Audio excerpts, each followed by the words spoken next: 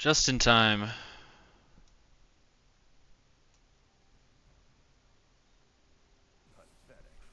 Okay, so these are swapped, unfortunately.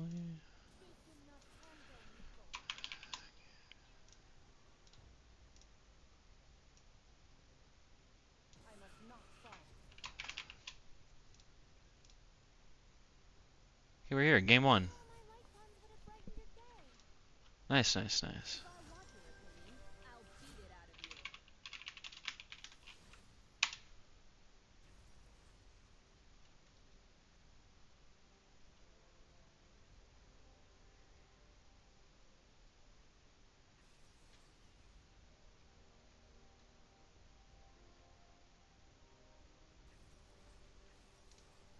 So it's going fast because they already drafted and they remade draft so that I was able to join to spectate this specific game. It looks like Narrow's subbing for Len.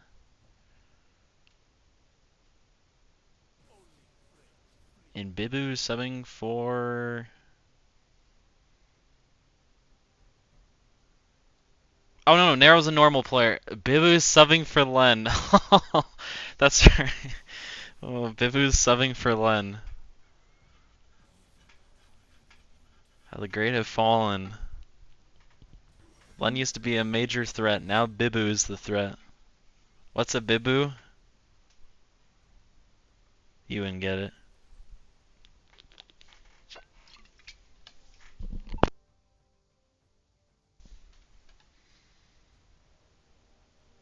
So pretty interesting drafts so far. Of course, it's very likely that they drafted out of order, and that's why the Galio was picked right up here. So it's hard to see when each of these was picked, as Galio's pretty good into Rumble, also pretty good into Seraphine and Mumu, but not very great into the Yasuo Ashe, as obviously those two champs are both AD, while Galio likes playing into magic damage champs. So he's pretty good into the top side of the map, so it makes sense to pick that. Mel into Yasuo is fine. I would have preferred something like Talia that straight up cucks Yasuo's mobility, as Mel's abilities can all be dodged relatively easily by the Yasuo. But we'll see. The champ's annoying, and it also cucks Seraphine Ashe. So not a bad pick for the game as a whole, but for the lane specifically, it's not fantastic. Jhin Nautilus into Ashe Seraphine, they're absolutely going to get ran down, as Ashe Seraphine is just a much better bot lane. It's also pretty strange seeing... Oh, I didn't look at the whole thing. Fuck's sakes. This is Mel support with Jhin. That makes a lot more sense. So Jhin and Mel cucks the Ashe Seraphine. That makes a lot of sense. Ahri into Yasuo. That's like just Ahri's a safe pick into their team comp. A lot of mobility gives pretty good pick for them, as right now their pick is decent. So that definitely helps out with that. I'm liking it a lot better.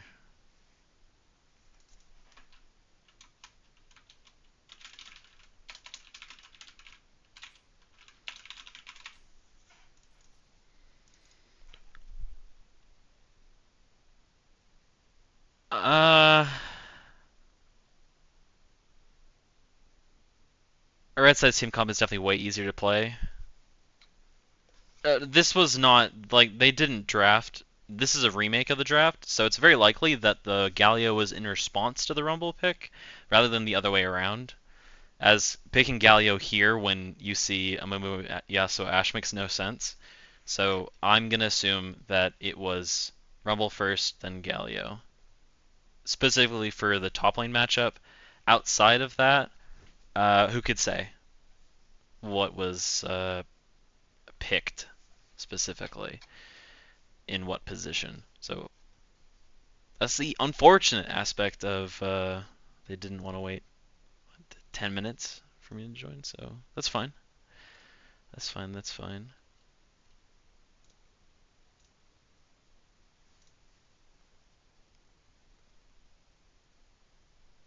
Jhin, Ashe, Seraphine. Wait, Jhin was on the red side.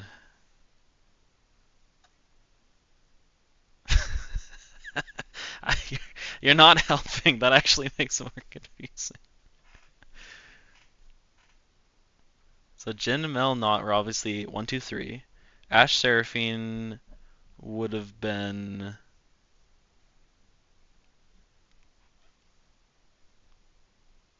I'm gonna assume Amumu was up here too, so Ash, Seraphine, and Amumu up here. So maybe Ash was first picked. Ash or Seraphine was first picked, and then they responded with maybe Jin Nautilus into the Ash, and then it was Seraphine Amumu, and then they picked Mel in response to the Ash Seraphine, which makes sense. Jin was first pick. Mate, red side doesn't have first pick. This side has first pick. That's why when he said Jin, that doesn't make sense. Because they can't first pick Jin, because they got Jin. Comprende? Oh, you should not follow that leader. you, sh you should not follow him.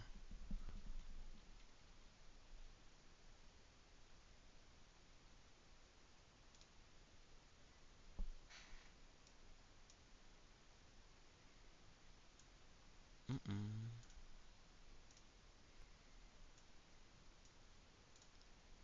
Where Gamba? I don't know how to do it. You guys do it. You guys figure it out yourselves.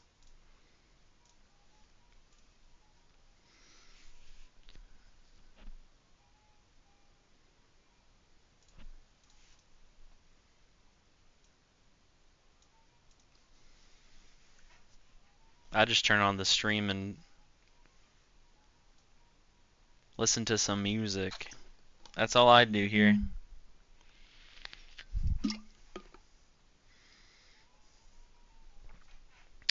The Storm Raiders Surge Galio is interesting. I would have expected it was going to be more of a tankier Galio build. So likely going to be building at least one, maybe two damage items on Galio so that he's able to proc that. He's also against Rumble, who's a little bit of a squishier champ. So we'll see about that one.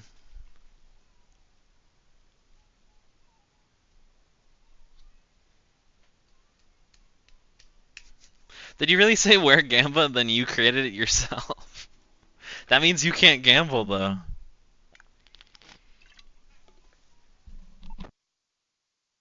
Damn, I get scammed.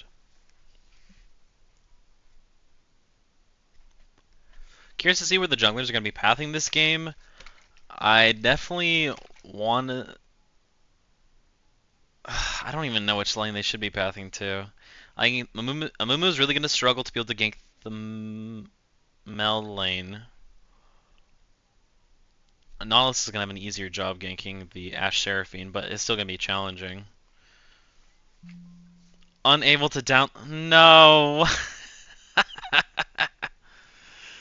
Oh, great. It's just going to force me to reconnect, and it's going to say, it's working now!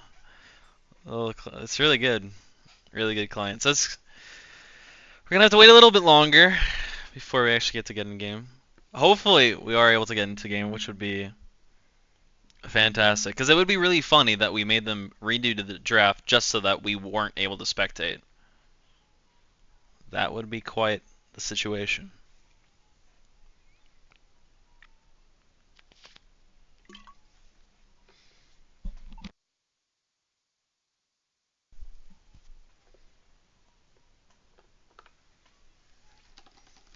Moment of truth.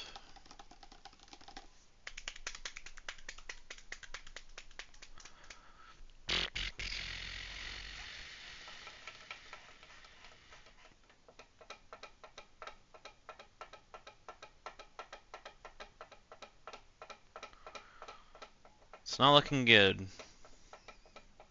Oh, we're in. Holy hell. It worked. Thank goodness. Glad I didn't have to do anything wacky.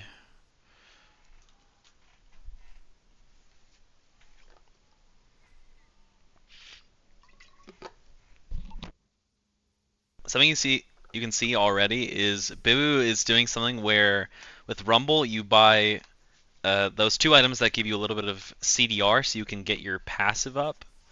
so that you can enter lane phase with full energy or higher energy than you normally should be able to start with.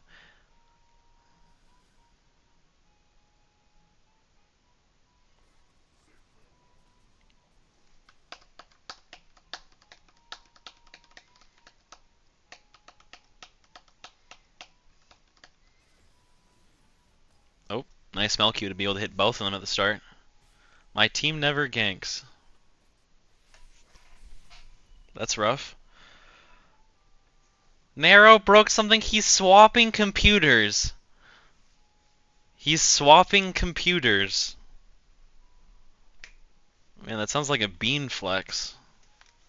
Holy, stay poor comment. What the hell?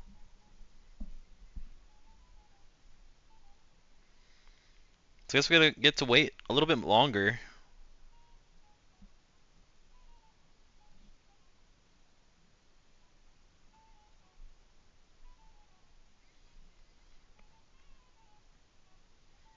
Otherwise, all the runes look pretty standard.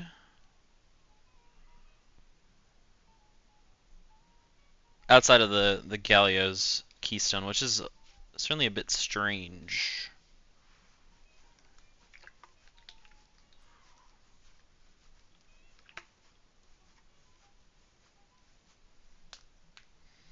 I don't think I've ever seen Josh type this much in all chat. He's feeling himself today.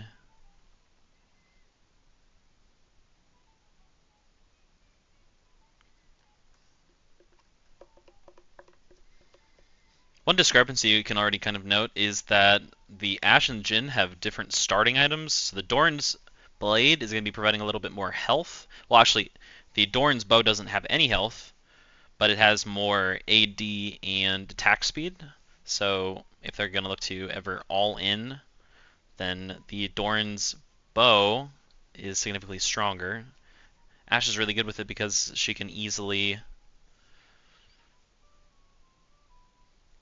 commit to an all-in early because her laning phase is quite strong, while Jin's is not nearly as good. And that's why the Dorn's blade probably makes a little bit more sense in this situation, because that additional health is certainly nice. Dorn's bow. It's right here.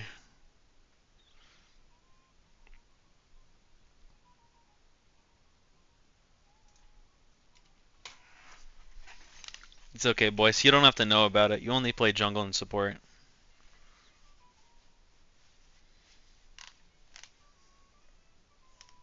Change is good. Change is good.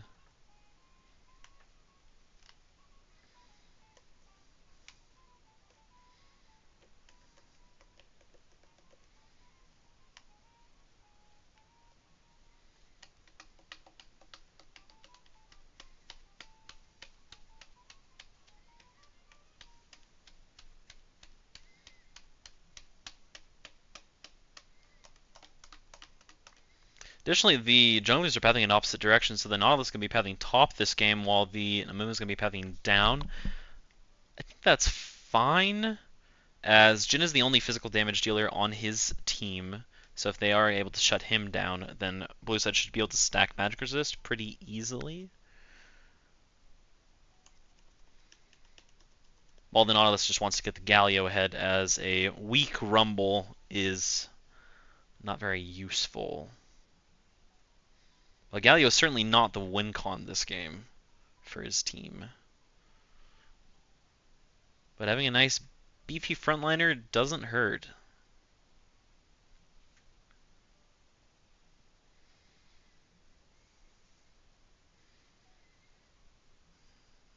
I can't believe he's actually swapping computers. What a statement.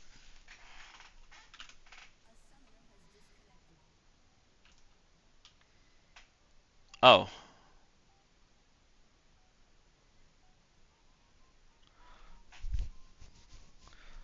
This is like the last person I would have expected to see this from.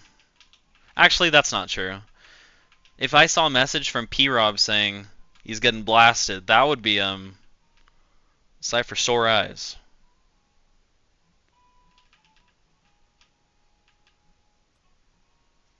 Oh my god.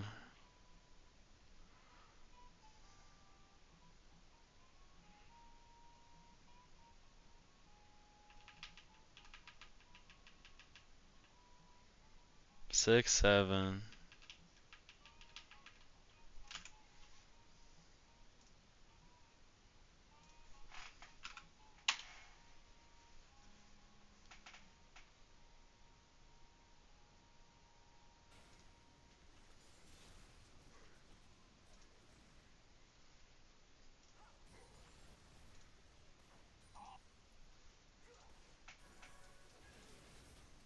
You didn't hear anything. And we're back for now. It's likely going to pause in a second to be able to catch up. And there we go for the delay. Hopefully it's not too long. Oh, there we go. That was actually really quick. I'm surprised, as we were definitely paused for considerably longer than that. But alas, Yasuo already has a pretty decent CS lead mid lane, able to bully the Ahri relatively easily.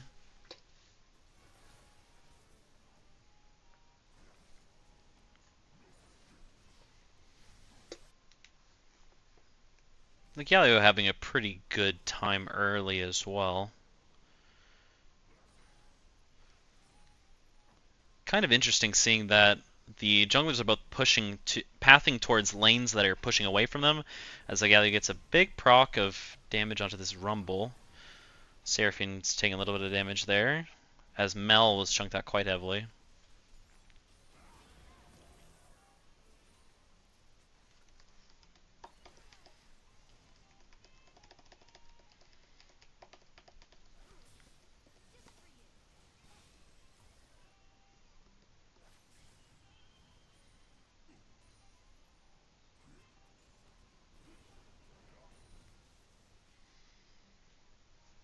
So Galio just looking for a reset here, so Nautilus's time was more or less wasted pathing top lane this game. If the Galio played around his jungler's pathing top, then they certainly could have looked for something, but the wave state is certainly not set up for that. While the Amumu's in a pretty decent position, as the wave state is slightly on blue side's side.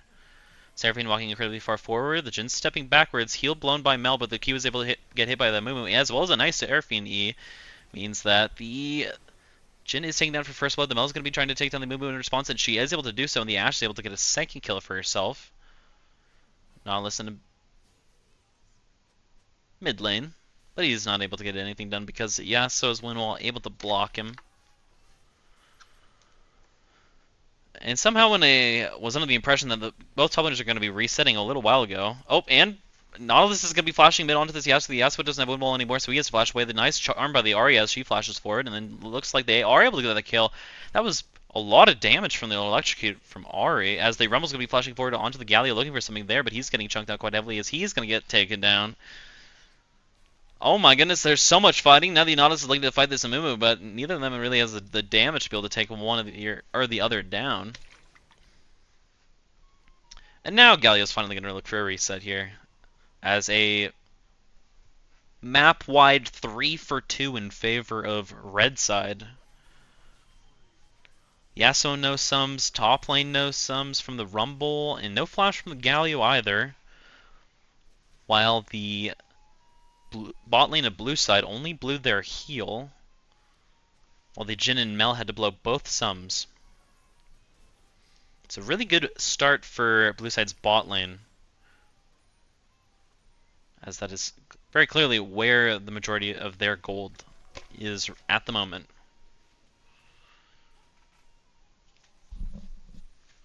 Curious to see how the team's going to play around that, as Yasuo literally does not have a single bit of setup for his ultimate for this entire team comp.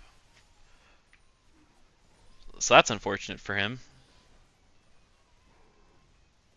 Galio getting a good chunk off another Rumble here. Yasuo's trying to get something done, but the Windwall and Q3 just avoided by the Ahri. As Amumu's in a little bit of a pickle as he can flash away from the Nautilus. The Nautilus looking for a hook here. Is able to hit that as the Ahri does have Charm. Hits everything onto this Amumu, and the Amumu's going to get taken down by the Nautilus. This looks like both the Nautilus and Amumu are going to be building towards Leandri's first item. Alright.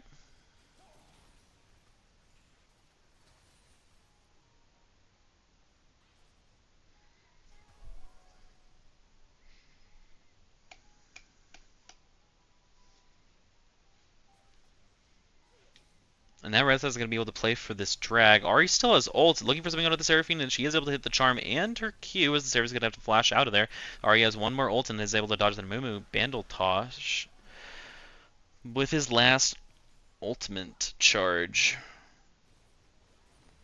Ahri's going to lose out on a little bit of minions mid lane because of that roam. But it ensures that they are able to get that dragon, blows Seraphine's flash, meaning that Red side's bot lane is going to be a little bit safer, as Moon's going to clear out that ward and tri-brush.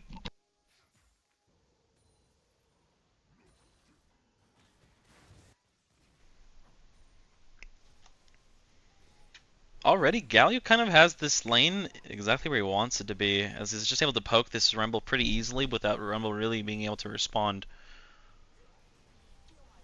As he's just going to be able to stack so much magic resist. That's going to be pretty hard for this Rumble to ever get any good trades back, as Rumble's going to be popping his ult here, trying to live. Living on the edge, in fact, as he doesn't have TP quite yet. And Galio Q is a little bit short, so he's not going to be able to take him down that way. Trying his best to get this to crash under turret.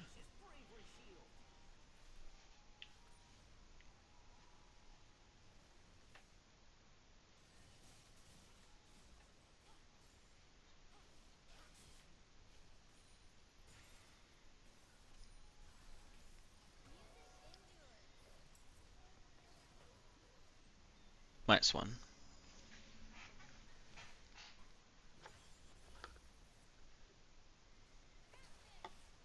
It's interesting seeing now that the Nautilus is trying to swap the direction that his jungle is respawning, as he's looking to path more towards bot lane now. That top lane more or less doesn't really need any more attention. Even though he really didn't provide that much attention in the first place. He did his job. As the Amumu is looking to take these grubs here, Nautilus doesn't have a way in there, but he's going to realize that the Yasuo, Seraphine, and Rumble are going to be there to assist the Amumu. So maybe this Milk and Jhin can look for a dive onto this Ashe. Ashe does have all sums and ult. Nautilus trying to walk his way in there, isn't able to secure any of them, unfortunately, and he's also going to give away his life, as Seraphine's going to pop ult just to steal that kill away, as Nautilus Flash was coming up in a little bit. Looks like Ashe did have to blow all of her sums there, as Mel's going to tank that Ashe ult, and Jin's going to secure that kill without having to trade anything back over.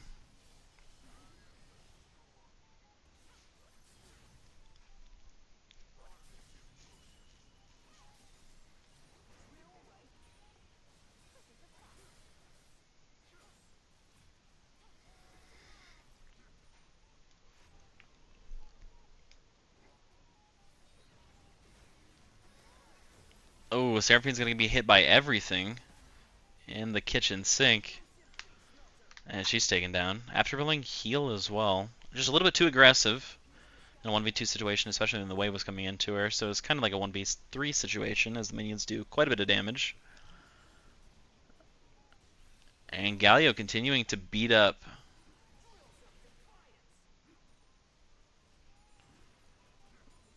Galio continuing to beat up this Rumble. Calling me Garbo, 2-0 they asked, who called you Garbo?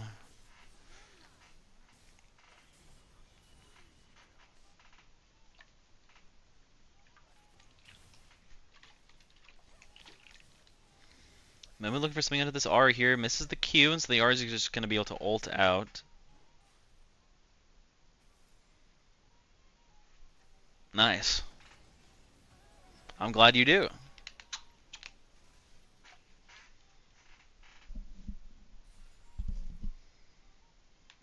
Daddy called me Garbo. When?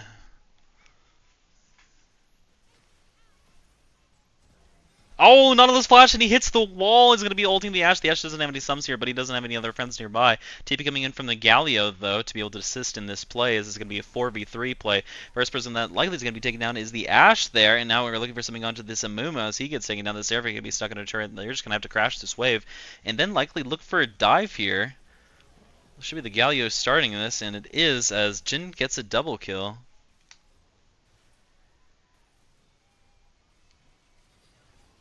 Nice.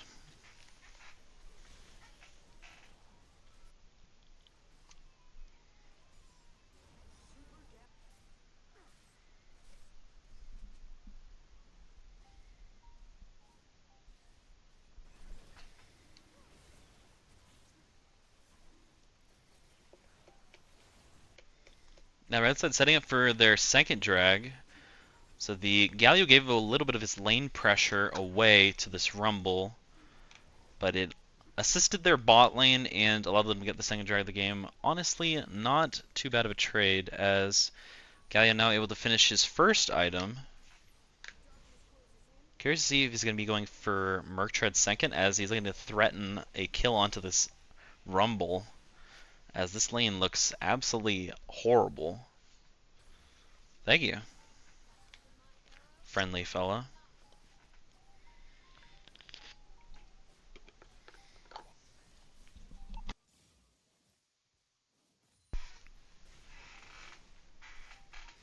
Red side playing really good together as a team. In isolation, mid and bot were able to get pretty decent leads for themselves from blue side.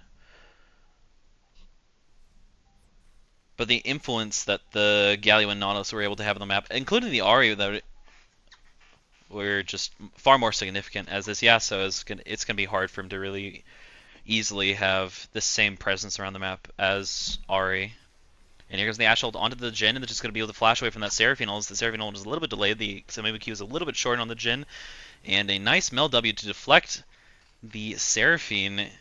Jhin pop an ult to look for something, but unfortunately he's not going to be able to get anything in response. The blown sums, not the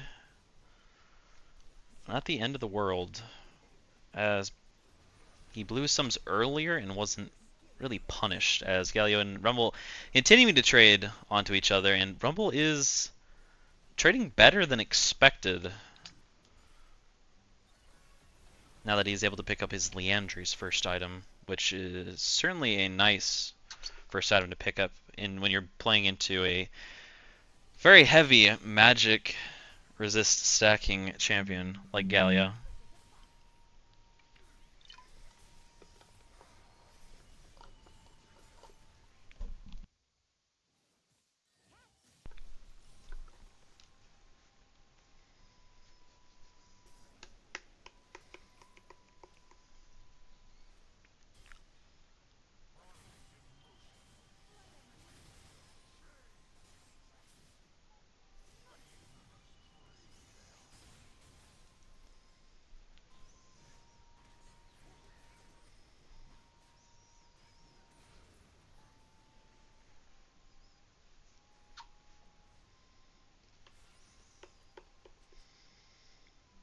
So we had a little bit of time before the next objective is going to be spawning, which is going to be Herald in 40 seconds, as well as the Cloud Drag in 2 minutes. Cloud Soul is by far the best soul in the entire game. It has like a win rate of like 95%. It is insane. Nautilus is looking for something out of the Yasuo here. The Yasuo does have Flash and Wind Wall, just able to block that, but that means that the Ahri can look for a Charm here, as she is able to hit that, as well as a Nautilus ult going to be popped onto the Yasuo, and Yasuo likely going to get taken down eventually, as the Ahri W is just barely enough to take him down. Mel's able to hit the Q onto the Seraphine, and you're already seeing the damage that Seraphine's outputting is quite significant. And we're just going to see more fighting between the Rumble and Galio, because we didn't have enough of this. Oh, nice. Amumu engaged, blows up the wave, and is able to hit everything onto this Ahri, so she gets taken down by the Amumu with some assistance from the tower, as red side's bot lane is able to pick up the first turret of the game. It's certainly concerning for blue side that the Ashe Seraphine lane is going to be losing their tower first, as Ashe Seraphine is certainly a very strong lane. The Mel definitely mitigates a lot of the power of that lane, and red side did play very heavily towards it, but at this point in time, blue side is just slowly bleeding, as they really need to be able to contest this next drag, as Nautilus looks to dive this Rumble with Galio. A nice charm of the Ahri onto the move. It takes a little bit of damage there, but Nautilus on the opposite side of the map. So it's going to be a little bit late to this drag. Jin's going to be shoving in mid-turret, looking to deny some creeps there. Potentially red side looking to just concede this drag, as Mel nearly kills Ashe with one rotation.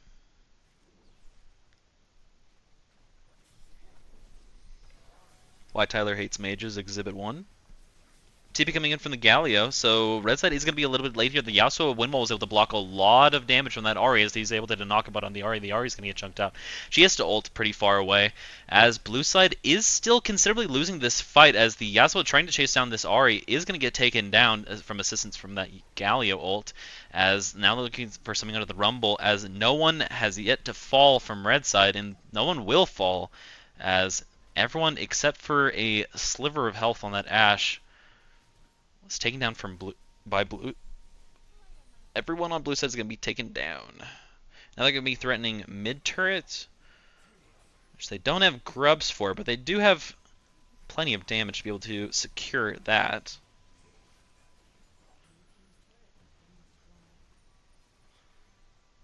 The only thing that blue side got there was their first drag of the game, but they are down 6,000 gold already, and are yet to take down a turret, even though they have all three grubs. It's unfortunate, but I don't know, because we had to redo the draft because I wasn't here for when they initially did the draft. But yeah, I was talking about that earlier. Yeah, I've never seen a Yasuo comp where he doesn't have any setup at all, so it is certainly concerning.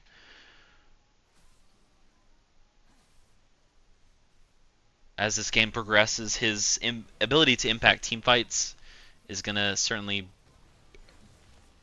be reduced as we go. Unfortunate for him.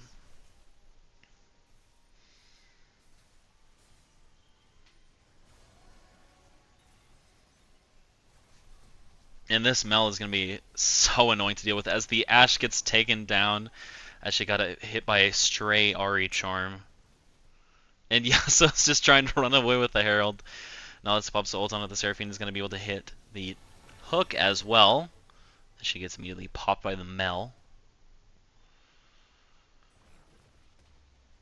But what we were being told by red side before they actually got into game is that the Ashe, Seraphine, and Mumu were picked in the first three, so I believe that the Rumble and Yasuo were picked on 4-5, so it's likely that the Yasuo was blind, as the Rumble shuts down the Galio. Nice. Oh my, the Jhin nearly kills the Rumble. Run! Run, Bibu, run! Oh, the Nautilus is going to be flashing towards that Rumble and isn't able to get him to cancel his recall, as that TP from the Yasuo saves Rumble's life. Oh my days. Jhin may be caught out, but the Mumu Q was just a little bit too short.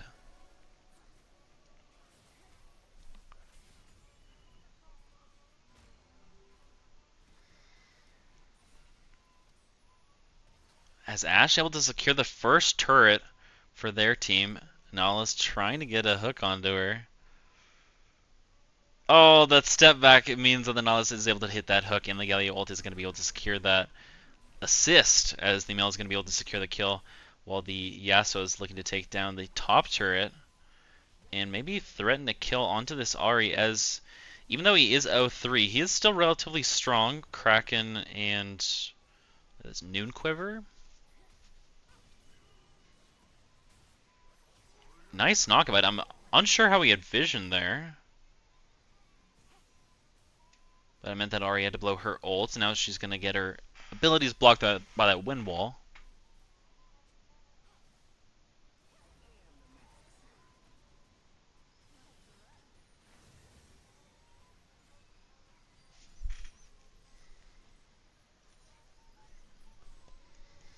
So I imagine the biggest way how Yasuo can have an impact in this game is in the side lane. He's going to be good into the Galio, of course, since he's doing physical damage while the rest of his team is doing primarily magical damage.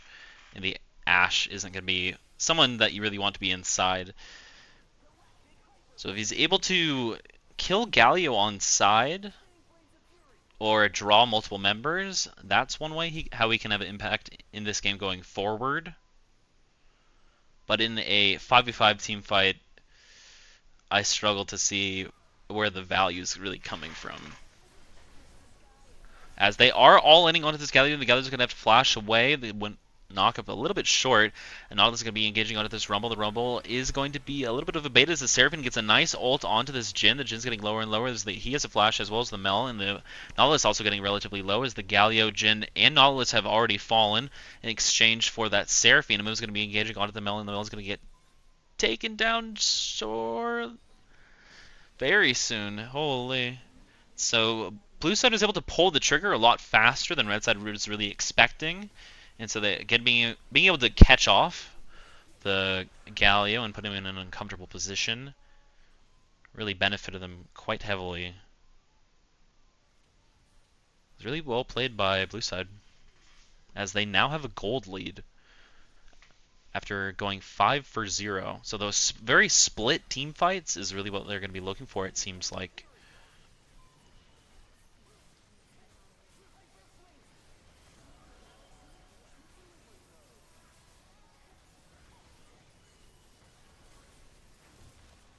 And Baron is secured for blue side as Rumble and Seraphine are trying to die. And now all they have to do is really just avoid this Galio, and they're out of there.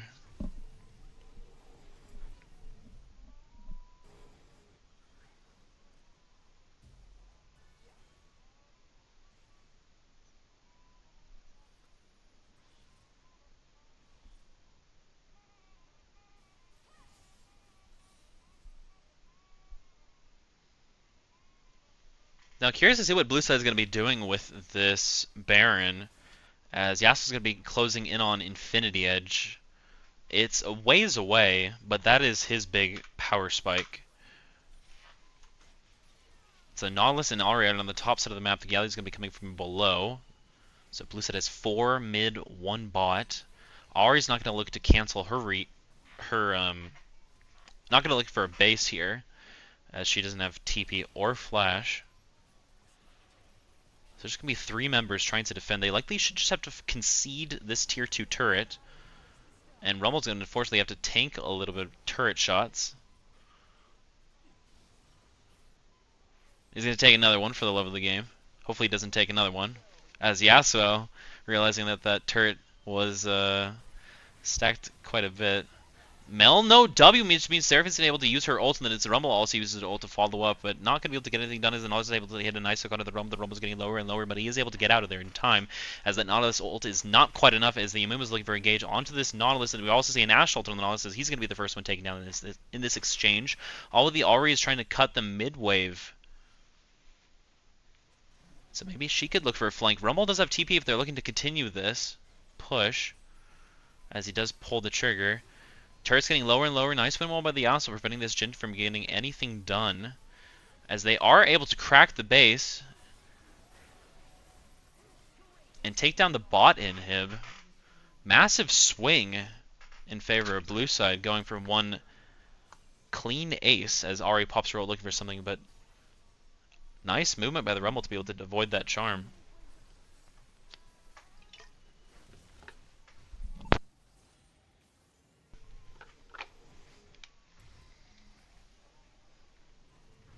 And now blue side have a pretty strong lead. About 3,500. Two drags to 2. Vivu has a bounty.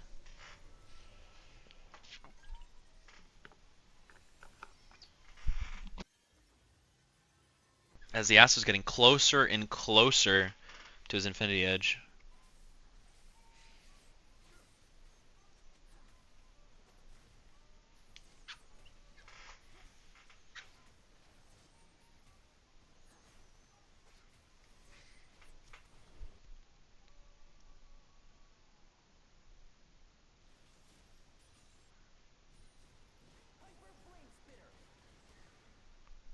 Rumble potentially in a bit of a pickle as the non-soul's going to be popped on him. Now Galio's going to be looking to engage onto him, as they are going to be able to hold him down for quite a long time. As Rumble ult is popped. Nice Ashe ult. Means the non-soul's going to get lower and lower, and he's going to burn out to that Rumble ult. As now Rumble's looking to engage onto this. Galio is doing quite a bit of damage, but he is going to get taken down in exchange, so blue side is likely just going to be able to respond by walking backwards to try and get a kill into Galio, but the Galio is just going to be walking through river, trying to get out, as there isn't a wave quite yet for blue side to be able to use to secure tier 2 top, all while minions are coming into the base of red side.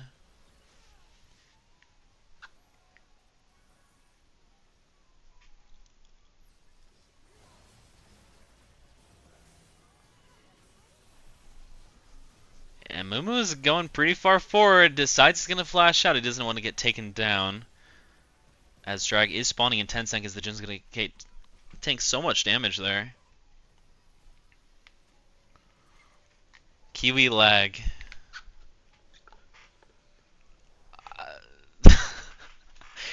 The words Josh is saying are just not words that I expect. There should be a tally for number of shots Josh and Kiwis are doing. That would be entertaining to see.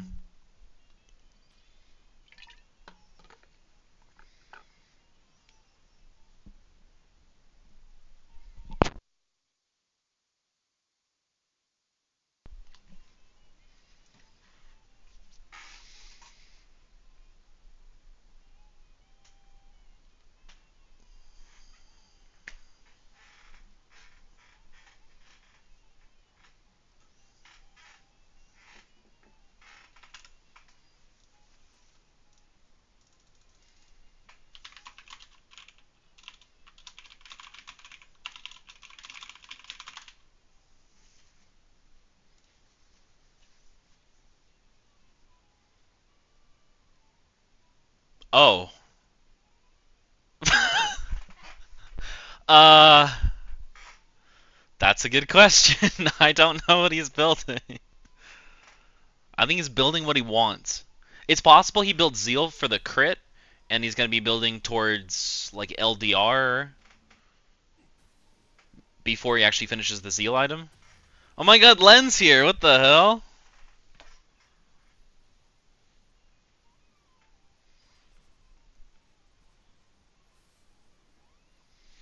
I don't know. The stats from Zeal aren't terrible.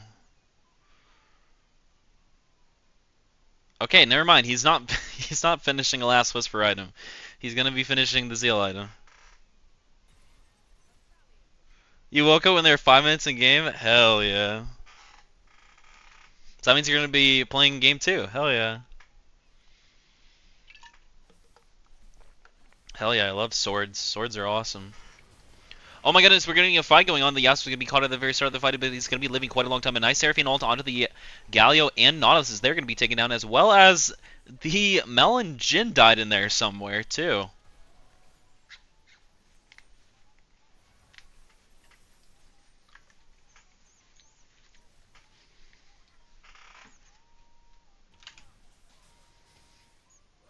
Doesn't need Last Whisper. Blue has single armor item.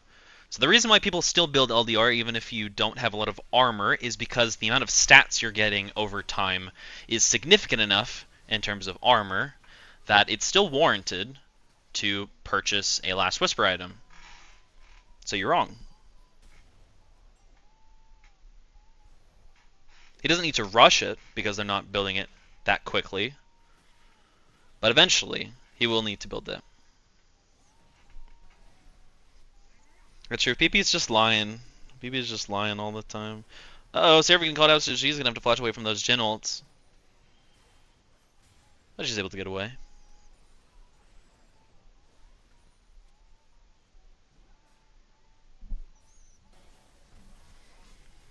Blue side threatening Baron now. Red side is going to be quite late, and they are going to see it. It's already gone. Poor Peepee.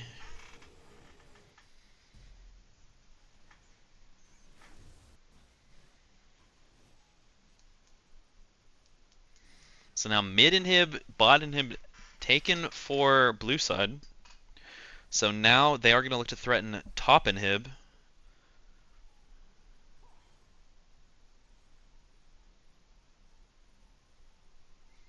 Luckily it's 5, the Mumu a little bit delayed.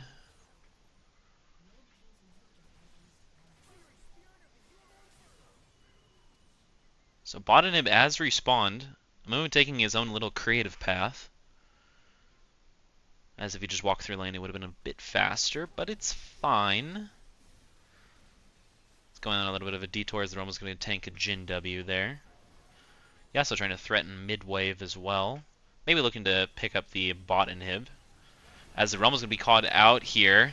Going to be able to press his Zhonya's, and then a Seraphine ult is going to be reflected, but the Jhin and Nautilus is still going to get taken down, as they just have too much money in their pockets, as the Gallo is going to be going too far forward, and he's going to have to pop his Zhonya's, as he will eventually get taken down by the Rumble. And that's going to be game in favor of blue side. It was very commanding lead by red side until it just wasn't. As that was a nice Keyblade by the Yasuo there. Every time Len misses a game, they win. Holy, you're still mad about Jake subbing. That's crazy. Damn, Bibu popped off. God damn.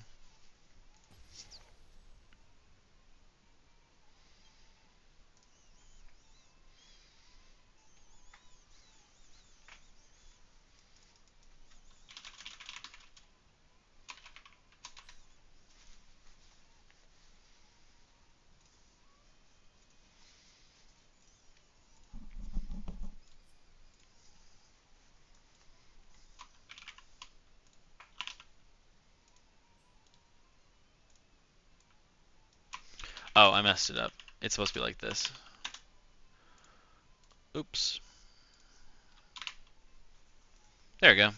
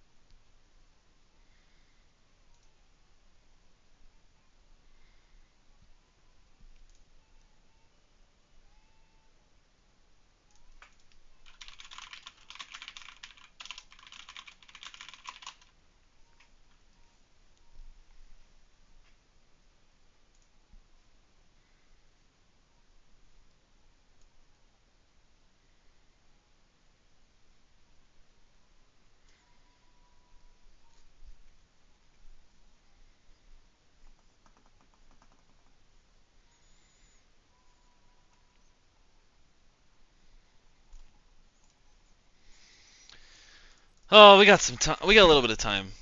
We gotta go through the second draft. Well, unfortunately, we weren't able to see the first draft in real time, so it'll be interesting seeing how things change for the second draft. I mentioned it's going to be, again, more comfort. Len is back in... It was Ash first. Okay, that makes sense. So it was Ash into Jin Knot, into Seraphine Mumu, into Mel, and then they had more bands, and then they picked Galio, and then you guys picked Yasuo Amumu, and then they picked Ari on 4. That's weird. Very strange. Denny's. Gallial aspect, that's very strange. Huh.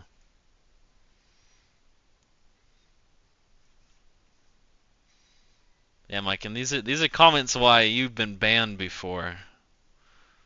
Bibu not all that. What do you mean? Bibu's the goat. Bibu's him. Holy.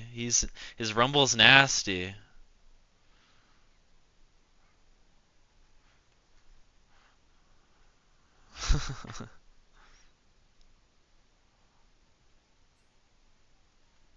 Bibu is goat. Bibu is nasty.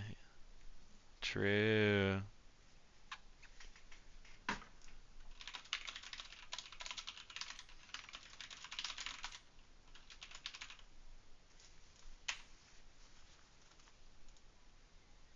True. Kennon's nasty.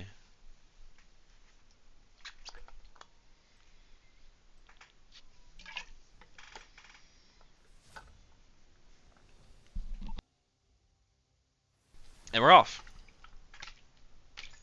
But yeah, so now we have Len back in.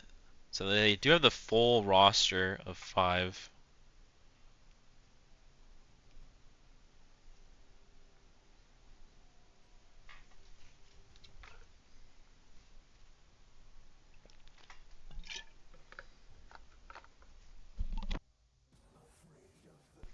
So Nocturne's going to get banned away from Deaddy. That's one of his more comfortable picks.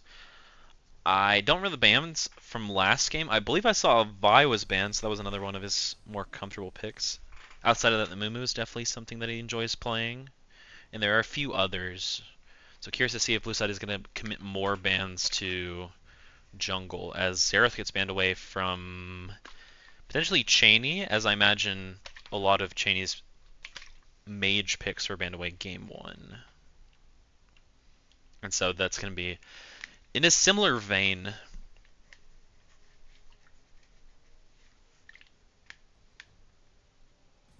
Okay, Maokai. Racking their brains to figure out what else could he play. As I don't know either. I genuinely do not know.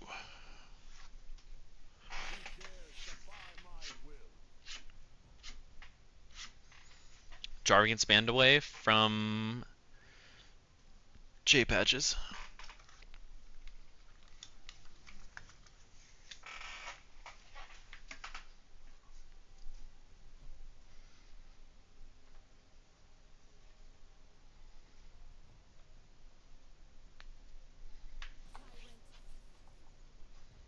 And the Aurelia banned away from likely Len, but could also be Narrow.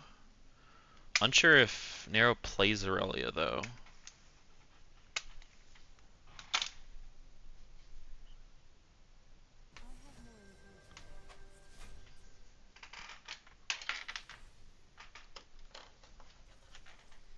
And the first pick Smolder. Late game insurance. The champ has been nerfed pretty significantly. Before this patch, he was sitting at around a 54-55% win rate. Now he's at about a 49% win rate. So the champ's not nearly as broken as he was before. He's a lot more reliant on building crit items to output damage, while before he could build a lot more health to make it a lot harder for him to get taken down while also still doing pretty solid damage. And they're going to respond with the Caitlyn, which is going to be a lot more power early, which is where Smolder is weakest. And the Emilio would be providing additional strength to laning phase, just being able to easily outrange the Smolder and outsustain and have some nice shields or not. I don't think I've ever seen Sharon play Rel before, but some hard engage is not the end of the world. Kaelin's not the best at being able to burst, at least early, as when she gets more items, then she definitely has quite a bit of burst in her kit. But early, she's a lot more about long, extended trades, which Rel is not that's not our number one game plan as Zinzao gets locked in. Being able to knock back the Rel with his ult is not a horrible game plan, but I'm curious to see what else they're looking to take into this Rel. Is it like there's going to be a support pick here?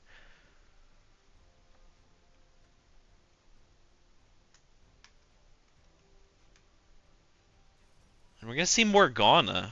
Morgana just being able to deny Rel's entire engage is pretty decent.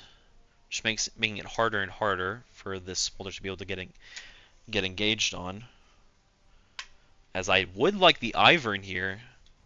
Ivern providing a lot of shielding. That would make it hard for red side to be able to get taken down, as instead they're going to pull the trigger on more engage with Malphite. But again, Morgana kind of denies that engage if the spell shield's used correctly. So it's going to be pretty similar to last game in that when the Mel W was down, they were definitely able to pull the trigger, but once it was up, they had to play very cautiously. So the Mordekaiser are going to get banned. So the Malphite can definitely be flexed between top and jungle. And after this Mordekaiser ban, we should see a Silas ban as well, as it's pretty standard to see that after locking in Malphite, if you are able to just ban it away.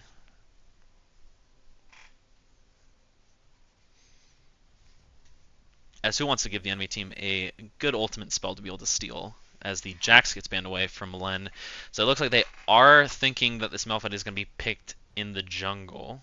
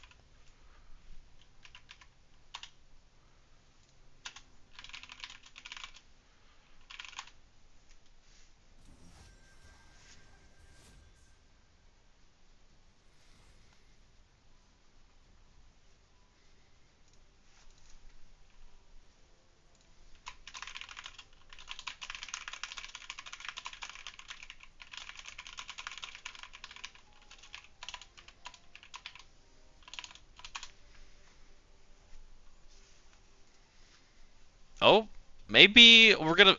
I mean, the Rammus is horrible into Morgana. I don't know. And we're gonna lock in Sejuani. Okay, that's... Red side has no damage outside of Caitlyn. So Malphite is gonna be played top lane. That's something. And the Silas is still up as well. Rammus, GG's.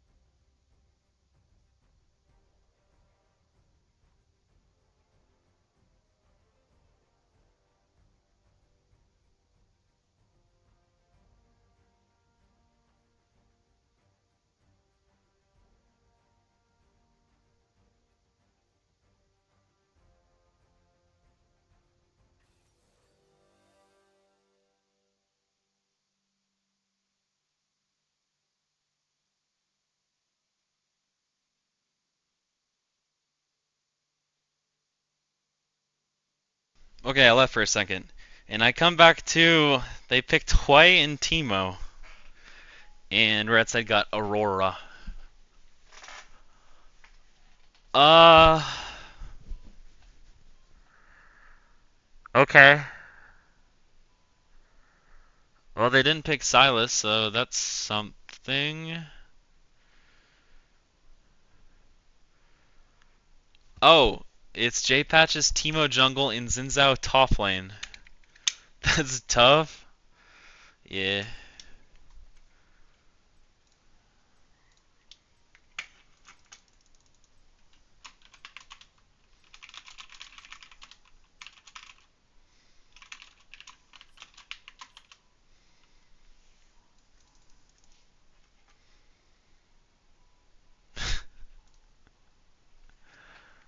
Oh, Silas is banned game one. Okay, that makes sense.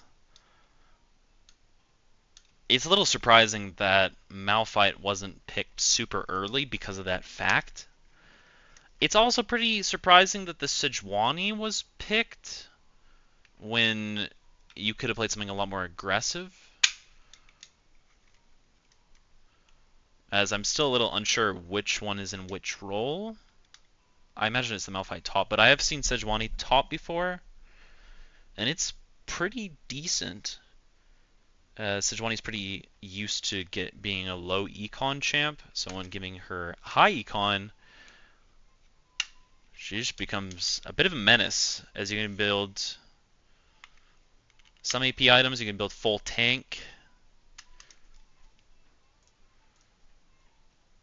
She is a interesting champ to play in the side lane.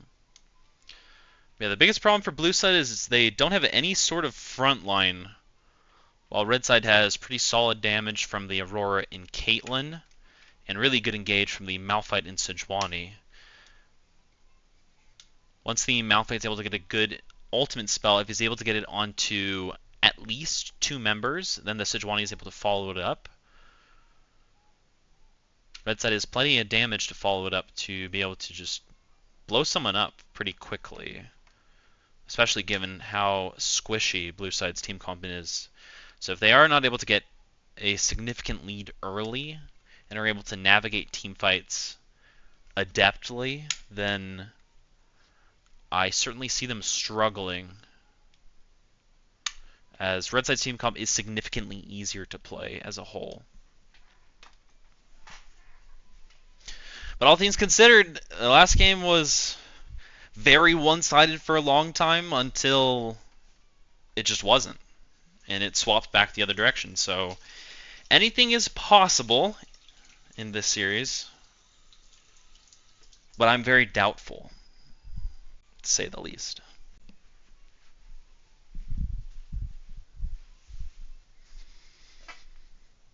Xin Zhao is super fake frontline.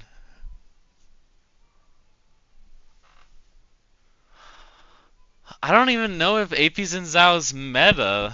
Like, he's pretty good, but they've nerfed it a couple times where I don't know. Yeah, Varustov is a lot more meta, I feel. I just would have liked to seen anything other than this Teemo, as some nice frontline would have been a much easier way to play this game, as they already have plenty of damage in the forms of Smolder and Hui. Morgana more or less just there to provide some sort of peel. And Xin Zhao's... We love Xin Zhao, I guess.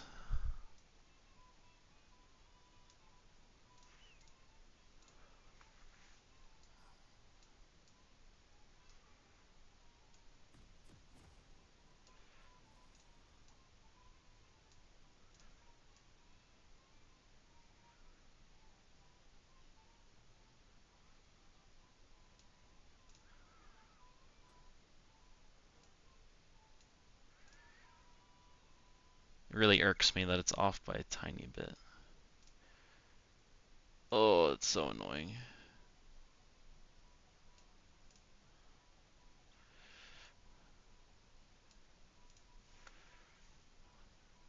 Yeah, that's as good as it's gonna get. No, no, no, I can make it better.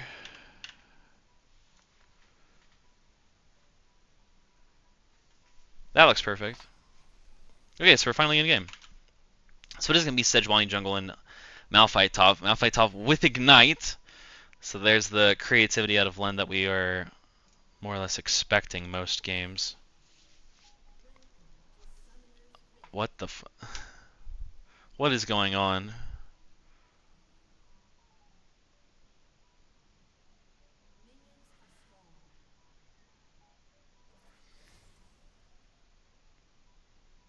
Six, seven. Smolder still go Cleaver after nerfs? I think people have still been building the build they built last patch, but in all honesty, I'm unsure. I feel like building straight up crit is just better now. Or maybe crit with, like, probably the old Smolder build, the one with Essence Reaver, Shojin, LDR, RFC, IE, since you're a lot more reliant on crit. But it's still the start of the patch, so who could really say? We will see. As the Teemo and Sejuani are going to be pathing in opposite directions, Teemo is going to be pathing towards top lane again, while the Sejuani is going to be pathing bot lane again.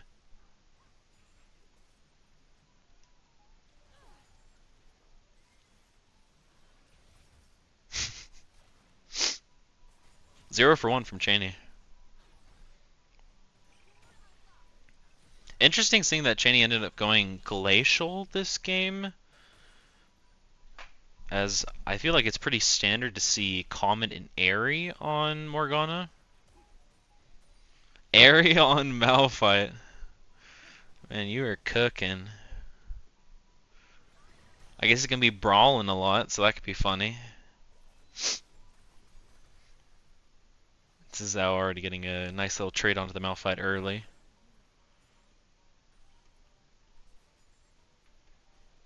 Oh, plus Bramble. That's actually a good point.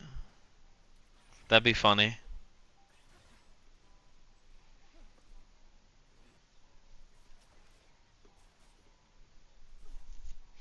Len doesn't know the tech.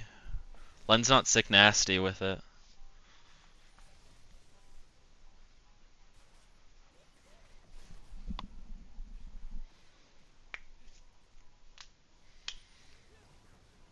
Whole lot of trading going on in every single lane so far. The Aurora's getting pretty low on mana.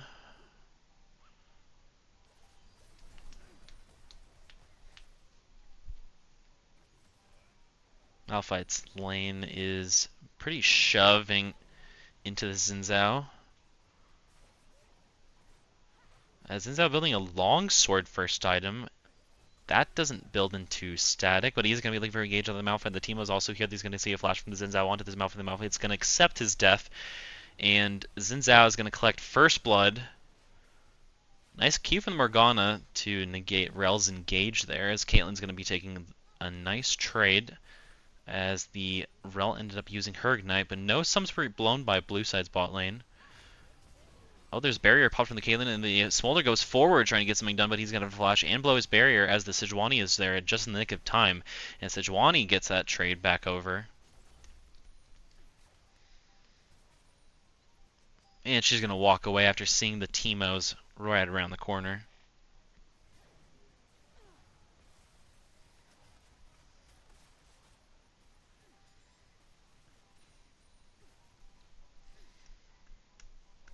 True, double flash. True, true, true.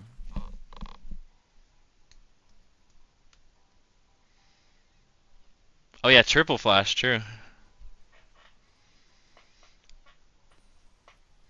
Yeah, Len's back. Len woke up. Holy heck, he woke up. It's amazing.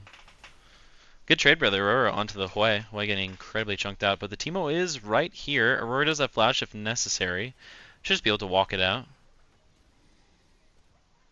Oh, is going to end up flashing those. Teemo flashes forward as well. He's going to be diving into this turret to take 3 turret shots there, and is going to get executed. Hell yeah.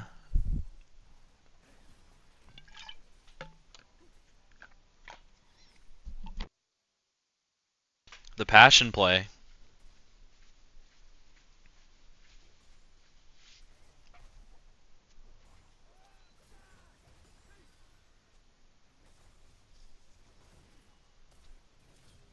lot of brawling going on in the top lane, as it looks like the Malphite is getting even better. The Xin Zhao here, as he does have level 6 and popped that Ignite onto the Xin Zhao there.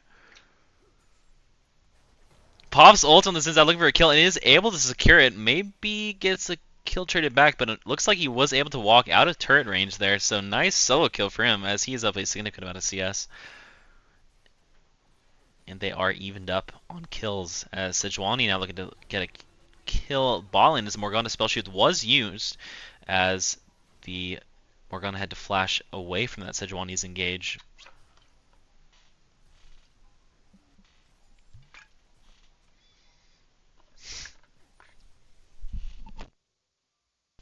And a nice little execute by the Malphite to ensure that Blue Set was not able to secure a kill in exchange.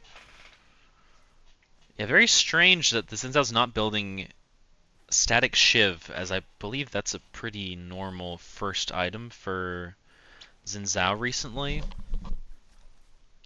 Instead, he's going to be building towards... It could be a couple different things. It could be Black Cleaver, it could be the T-Mat item that that slows. It could be Triforce. We'll see. But Red Side able to pick up the first drag of the game, the Ocean Drag. It's definitely the best first drag of the game, as the amount of sustain that it provides is pretty chill. Yeah, Malphite's just going full tank. He's chilling. As a nice Smolder W actually does so much damage to the Caitlyn and the Rel there. As Sejuani's looking for a flank, but the Morgana and Smolder sniff it out, as there is a ward in that Tri-Brush.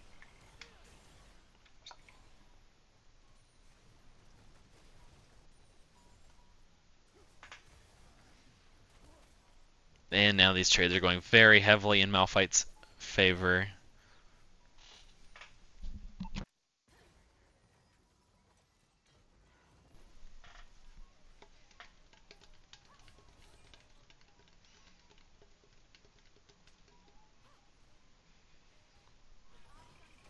Frozen better? Oh yeah, I mean he could freeze the wave if he went Frozen instead of Bombies. That's for sure. As I doubt they're really going to be looking to invade.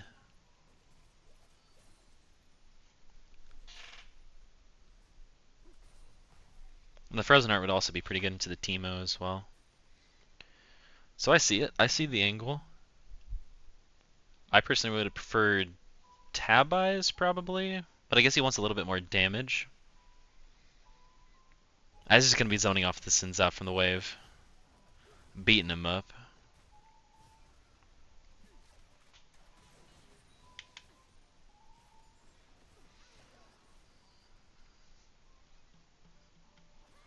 And Caitlyn shoving in bot wave. While team was able to secure the first scrub.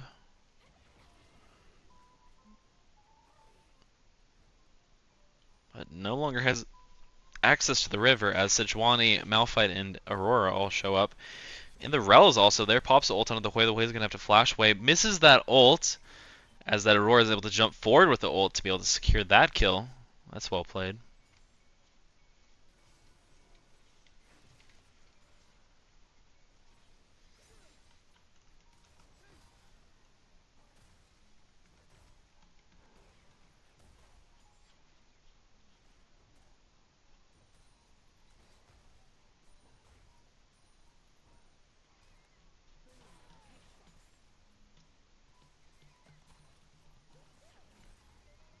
And Caitlyn's just going to be on a little bit of an island for a little while, since Rel rotated up to secure only one grub, interestingly enough. I am unsure how Teemo was able to sneak his way back into there to get a second grub.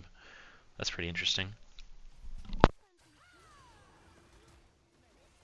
Caitlyn had to flash away and ended up popping her barrier there just to ensure that she didn't get taken down, as that Morgana engage was just a little bit too much, as she was a little bit impatient, as the Rel was very close to being right there to support her, but just a little too early, unfortunately. As Malphite now going to be zoning this in off the minions even more so, as this trade is going relatively even between the two of them. The Malphite pops his Ignite onto the Xin Zhao and Ultimate, as Xin Zhao pops his ult quite late, but is going to get taken down.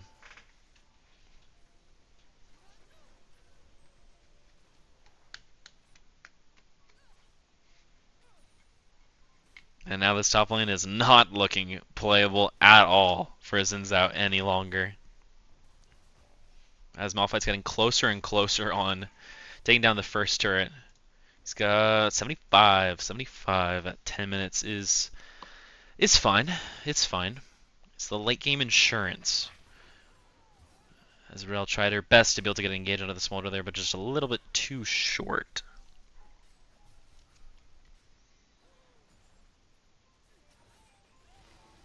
Again, looking for engage. Is able to get it onto the Morgana as the Morgana blew her spell shield onto the smolder, so she's going to have to flash away. Nice Q onto the Rel, but a big Sejuani ult forces out Smolder's flash, and now the Malphite's finally getting taken down as the Hui rotated up as he was sick of hearing his top laner keep getting solo killed. That does mean the Aurora is going to be able to get a lot of prio mid lane, as Teemo's looking to try and punish her there, as the Caitlyn ult just going to be popped in. Morgana tanking it. TP coming out from the Hui. Teemo's looking for something here. Nice movement from the Aurora to be able to dodge pretty much everything.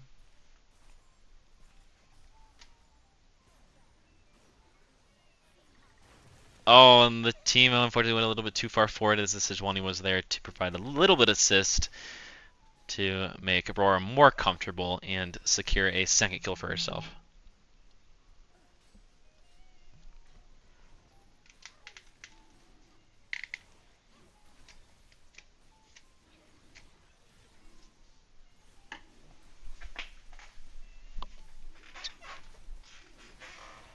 You wanted him to leave up the tower? It probably would have been better. Just to be able to deny more CS. But it allows him to roam around the map, and potentially Redson can look to invade jungle topside to make it impact the Teemo, as the Teemo, once he gets behind, is also going to be quite useless. As yeah, Xin Zhao first sight in Black Cleaver. That is definitely not what I expected when seeing a solo lane Xin Zhao.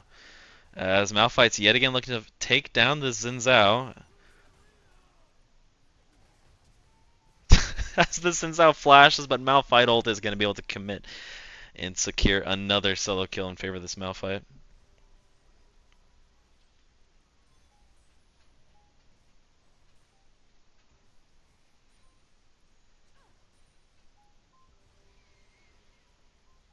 So now we got a significant lead in favor of red side. It's a little bit...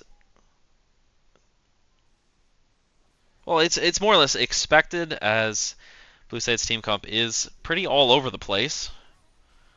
As the Rel a little caught out here, but should just be able to walk it out. Pops ult onto the Teemo, and it is able to pull the Teemo under turret there. So a trade kill as the TP coming in for the Malphite. The Malphite doesn't have ult quite yet. The Smolder is going to be stuck here with the Morgana. They are walking towards the wrong base as the Morgana is able to hit the spell shield onto that Malphite, but the Aurora ult does ensure that the Aurora and Caitlyn are able to secure those kills there. Sejuani now looking for something onto the Hui, but the Hui is able to get his fear off onto Sejuani. The Sejuani might look to continue to chase. Well, instead just going to walk away. And Spooky says he's not having fun playing Zen top. Maybe you should have realized this isn't the right build. Agreed. I love Teemo with Static. Teemo with Static is hilarious, just being able to proc poison on everyone. What a funny build. As Aurora is taking a lot of damage under turret, but nearly takes down that Hui, is able to avoid that last QW there to ensure that she doesn't get taken down in exchange after taking quite a few turret shots. Yeah, why does Bibu know all the correct builds? What the hell? Malphite's going to be engaging on the Smolder, but the Smolder should have his E just in time, but the Malphite's going to be staying right on top of him, and the Smolder's going to have to pop his barrier. Malphite's going to keep going, though, and he secures the kill. As Malphite is going to have to flash away from the Hui QW, the Malphite's going to be running as fast as he can. Pops Q is going to be able to avoid that Hui QW again. Now Sejuani is looking for something into the Xin Zhao, but this is a fight that the Xin Zhao can actually take. Sejuani doesn't realize it. But she's likely very dead. Oh! Unfortunate for Xin Zhao. Sejuani's barely able to get away.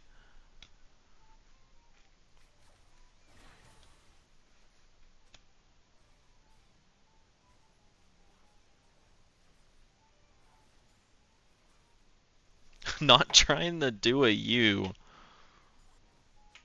Holy.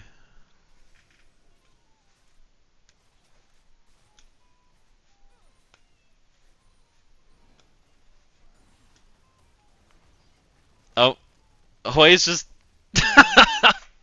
No, Al. Al's accepting his fate. I'm just gonna die to the Malphite Q. As now the Aurora is going to engage on the Morgana, and the Morgana is going to have to flash away. The Smolder is caught out, though, and so he's going to get killed. As Malphite's pushing in bot lane, and vibes are not good on blue side. It is clear. Oh, the Aurora's have to flash away from them to engage from that Xin Zhao, but the Caitlyn in Rel, even the Aurora over the wall, is able to provide enough damage to secure a kill into him. Yeah, I don't know who that was directed at either. I'm just gonna pretend I didn't see it. Railing to engage on the team. The team was quite caught out as the Aurora and Malphite are able to secure that kill. As the game's getting worse and worse. As Red Side looking to take down Herald and likely play for their third drag of the game in 30 seconds.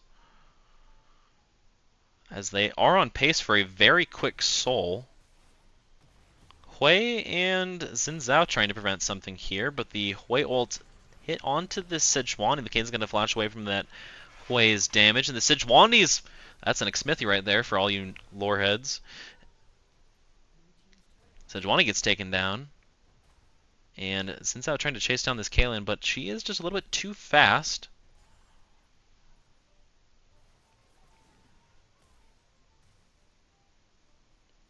And Teemo having a tough time preventing Malphite from really doing what he wants. Xin Zhao is looking to dive here. The Kaylin's able to use her 90 caliber net to be able to avoid the majority of his damage.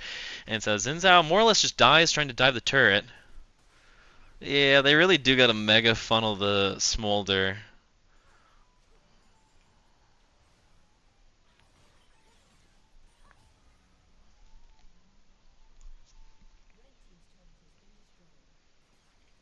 And Malphite's just split pushing bot lane. It more or less looks like blue side has opened bot lane. As Malphite's just doing what he wants. He found Teemo. He's going to try and beat him up. And then he's going to walk away. Roar's right around the corner. Maybe looking for something onto this Teemo. The Teemo gets taken down to about 20%. And Roar's going to be jumping over the wall to help this Sejuani and Rel secure their third drag of the game. Morgana going to spot it out, but isn't going to be able to do much about it. Unfortunate for them.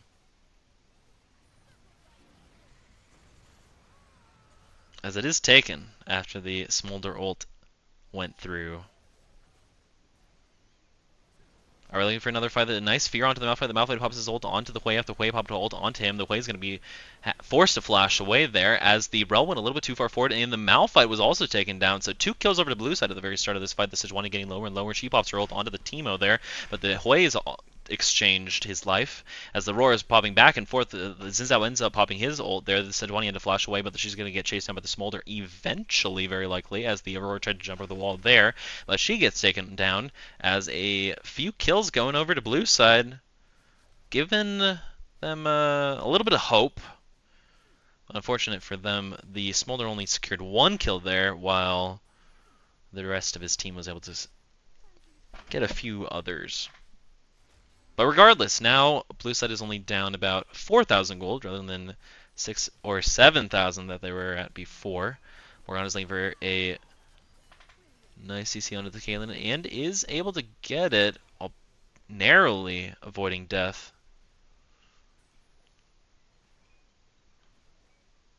Pretty big vision score.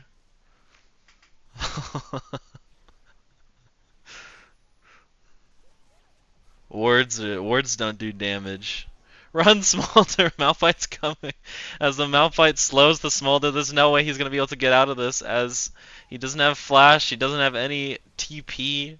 Malphite has ult if he decides to use it for fun, Morgana's here to try and save him. There's the spell shield as the Malphite ult is used to follow through as he flashes forward to throw another Q onto the Smolder and takes him down.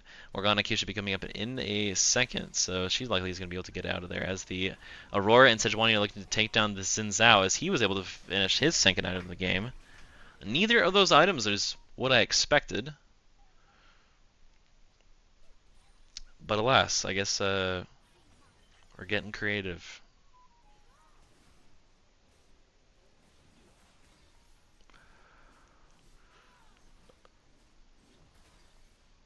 If Redside didn't run it down around enemies' red buff, then I would say this is probably one of the stompier games I've seen so far this season.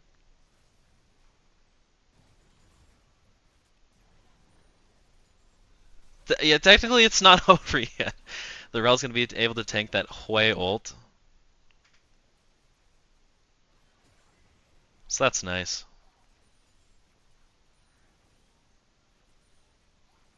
But it is very surprising to look at the clock and it only say 21 minutes, as this game feels so rough.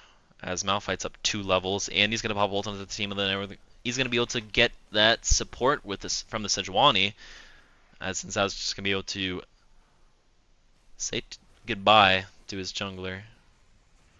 Smolder ult pop there for fun.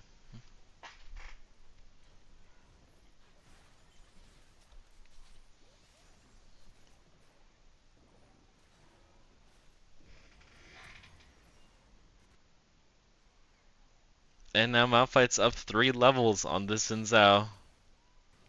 And I think the Xin Zhao's W just healed the Malphite, as Red Side is going to be playing for this Baron. And Soul for them is going to be spawning in a minute 15. So likely they get Baron, potentially someone pushes out top, someone pushes out mid, then they reset, then they look to set up for Drag and take Soul, and then maybe look to end the game. As oh no, here's the TP coming in from the Xin Zhao. It is going to be spotted out by Red Side, and the Sejuani ult is going to be just a little bit to the left, as the Rel's going to be able to pop up the ult onto the Morgana. The Morgana has to flash out. Xin Zhao is somewhere in there as he's zoning up the Caitlyn quite a bit. Red Side's health bars are getting lower and lower as this chaotic teamfight is relatively close, as the team of Sejuani and Rel are all taken down. Red Side's health bar is getting lower and lower as the Aurora had to flash away from that. Morgana's engaged, but the Malphite is never going to get taken down as the Caitlyn ease forward to die to the Hui, but to secure that kill onto the Morgana. Malphite doesn't do a lot of damage, but he does have quite a few resistances, so he's just trying to get away from this Hui. He's able to avoid that QW, but it does get hit by the E, as Aurora's here to secure that kill. Hui tried to trade it back, but just not good enough. So now, very, very close team fight. But Malphite has 4 items to the Xin Zhao's 2, as Red Side is going to be closing in on their soul as they are all pathing directly there. One sad little ping coming out from blue side to try and steal that drag, as if they were able to secure it, it would 100% be a steal. Smolder W ensures that they are on drag. 4,000 health. Malphite hits the blast cone. Teemo has no way in outside of his flash. And it is secured for Red Side as the team is going to flash away. He's trying to run away from this Malphite and the Aurora, but they have barely not enough damage to be able to kill that Teemo. The Malphite's going to solo ult him to be able to take him down. As the Xin Zhao flashing forward onto the backline of Red Side, as the Hui is looking to burn this Malphite. Rel's going to engage on the Smolder, but the Smolder is able to flash away from her engage there. And now they are on the mid wave. Aurora pops ult onto the Morgana, Hui, and Smolder, so the Hui is going to be able to block that Caitlyn ult to ensure that the Smolder doesn't get taken down, but those are pretty low health bars, as the Hui had just enough time to be able to clear that mid wave to delay its death for just a short period of time.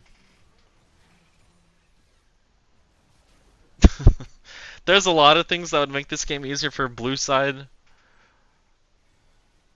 Clearly, the Teemo in Xin Zhao did not help. A front line would have been fantastic. Bigger wallets would have been fantastic. But they are down nearly 10k. As the Teemo Shroom kills the Aurora. Very unfortunate for them, as that likely will delay the end of this game a little bit.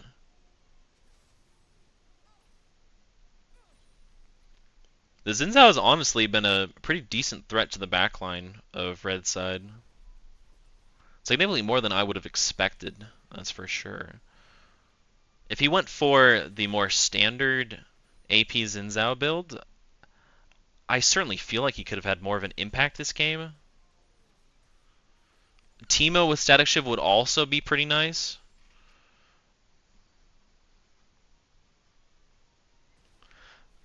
That's so funny. That's the way how the Aurora shutdown is given over. True.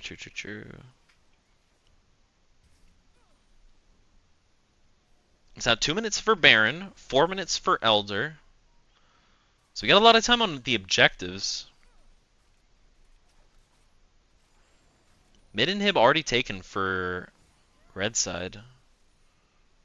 And so they are going to commit 4 members to bot lane while the Malphite is going to be splitting top.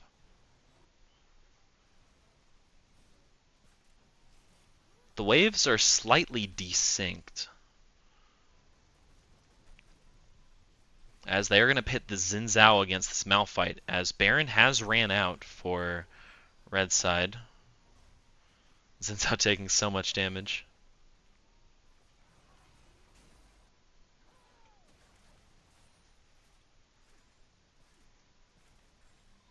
But they are just going to stick around and keep up the pressure. As Smolder is 224, so he's about to have his execute, which is certainly a big spike for him. But again, they are so significantly far behind in terms of gold. They're going to need at least 1, maybe 2 really clean team fights in their favor. Hui and Teemo do have a lot of gold.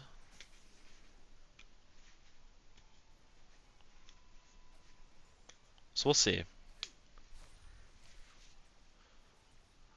Red side just stealing jungle and finally looking for resets here. As Baron is spawning up in 20 seconds.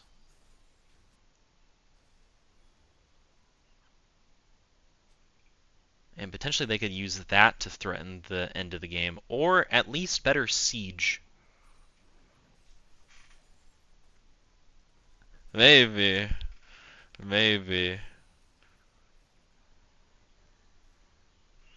If only they could put the Hui ult onto their own team member, like a sort of ball, which once he pressed his ult, then it would pull everyone together. That would be something. If only there was a champ that was like that.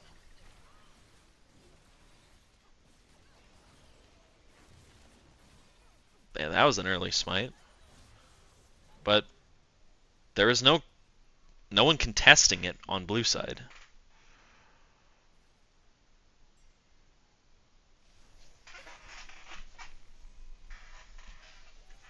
Now here they come. Malphite just walking in the minion wave mid, while the Caitlyn and Aurora are going to be autoing this top inhib turret. That's the first cannon wave dealt with by blue side, and the turret's nearly taken down as the Rel's going to be looking to engage here. Nice route by the Hui to prevent the Rels from being able to easily walk in, as the Malphite's is going to be flash ulting onto the backline of blue side, and a big Aurora ult as well. The Xin Zhao ult is going to be forcing the Aurora under turrets, and so she's going to be the first one taken down, as the Rel's going to be taken down soon afterwards, and the Sejuani falls soon afterwards, and that's exactly what blue side really needed. A triple kill onto their AD carry, who is scaling quite nicely, as he's able to purchase his 3rd item in the game, likely building towards RFC. Imagine. A Kiwi's Penta. Oh, that'd be beautiful. Everyone would have to take a shot if you're over the age of 21. LOL. Yeah, these Teemo streams are hitting. Oh, Malphite found out the Teemo and Morgana. The Morgana Q goes a little bit wide, and Kaylin is doing quite a bit of damage as she has 4 items. Elder is up as well. Oh no, is this how red side loses? Blue side has control over the pit. Sin's out TPing in. Here comes the TP come from the Aurora. Malphite getting zoned off. Oh, never mind. Teemo and Smolder just got soloed by Caitlyn. Triple kill, quadra kill, pentakill. Okay.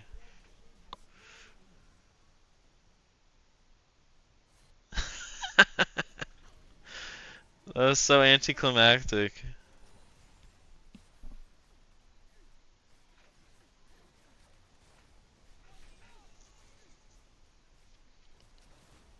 Yeah, that was something. Red side wins. Uh, MVP's got to be Len for sure. Game 2. Yeah, she just walked at them and they died.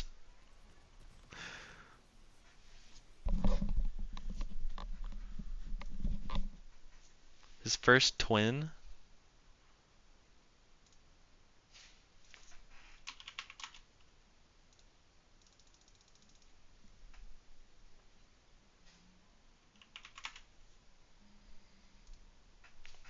Well, there we go. A nice 2-0. And I'd say Len is MVP. We send Lexi. Okay. Don't build static shield. Static shield equals lose. W. Does Lexi have access to the casting booth?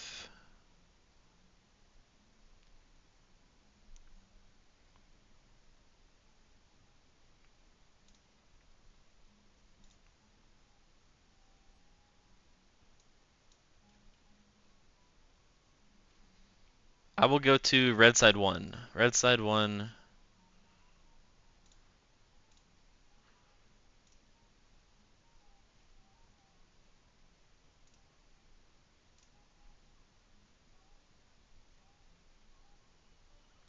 I said Len, but Len doesn't want to come. Len does not want to join the call. For all you weird people. Neither Len. Okay, get drunk Josh in here. Get drunk Josh in here. Spooky let you down. Yeah, he did. Or narrow. Like your whole team doesn't want to go. Not even drunk. Okay, join Joshy. Oh, narrow. Hello, narrow. Hello. Sorry, I'm Hello. on a different setup right now, so. Oh, you're Hello. good. You're good. Hello, hello.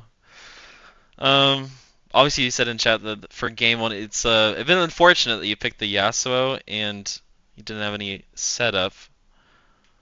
What was the game plan for team fights for you guys game 1 because of that?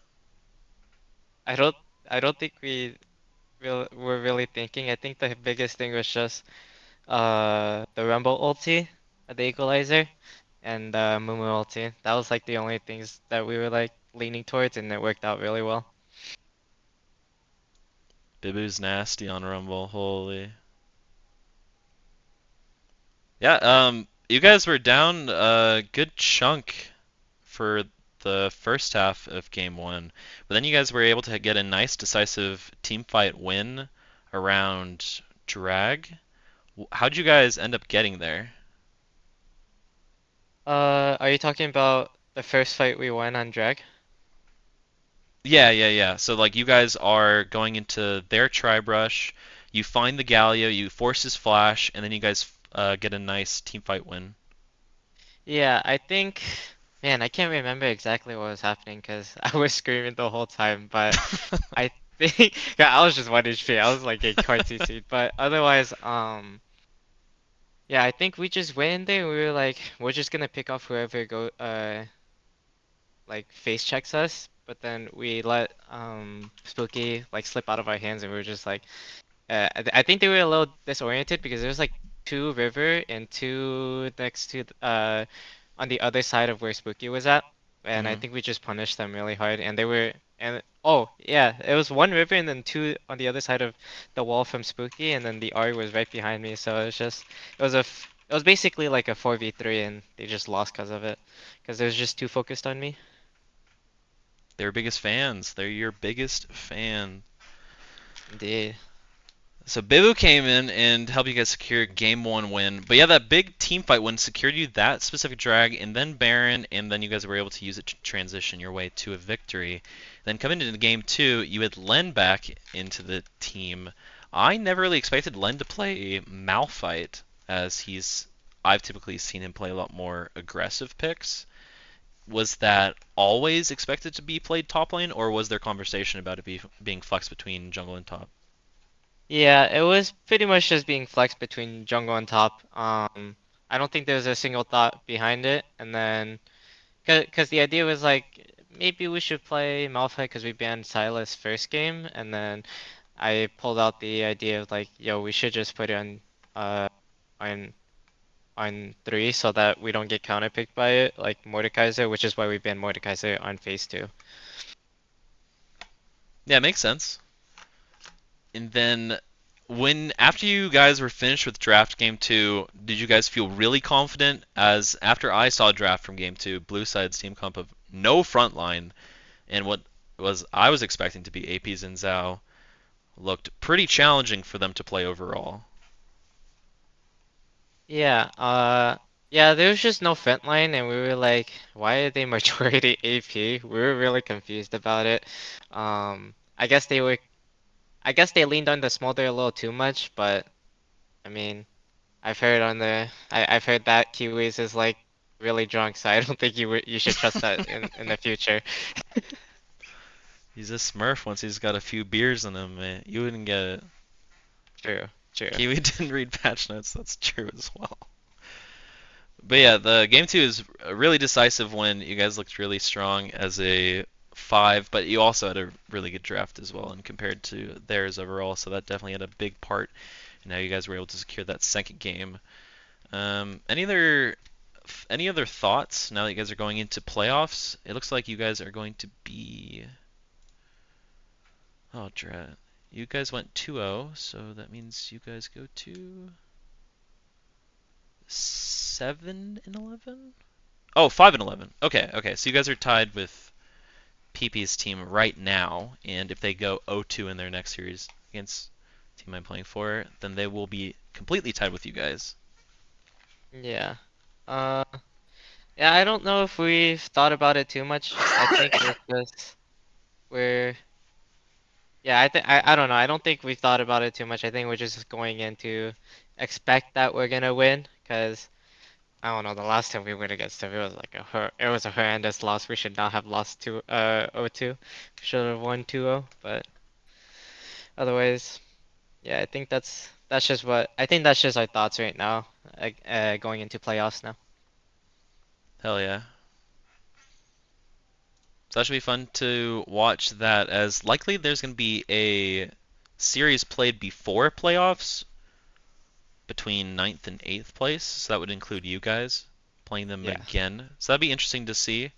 You guys have played a lot more together now, so hopefully that cohesion is going to allow you guys to have a better chance this time around, as you guys beat a team that is better than both of you guys. That is, I think, a 6th seed team, so that yeah. definitely inspires confidence. Oh yeah, it does. Yeah. Cool. So thanks for playing. It's definitely fun to watch you guys. It was a more entertaining game one, as game two you guys just kind of ran them over. Yeah. No, thank you for casting though. Thank you. Yeah, of course. But yeah, thanks for playing. Thanks everyone for watching. We'll see you guys on Sunday, as that's when the next series is going to be. So make sure to pay attention for that. Afterwards, there's going to be playoffs starting up. So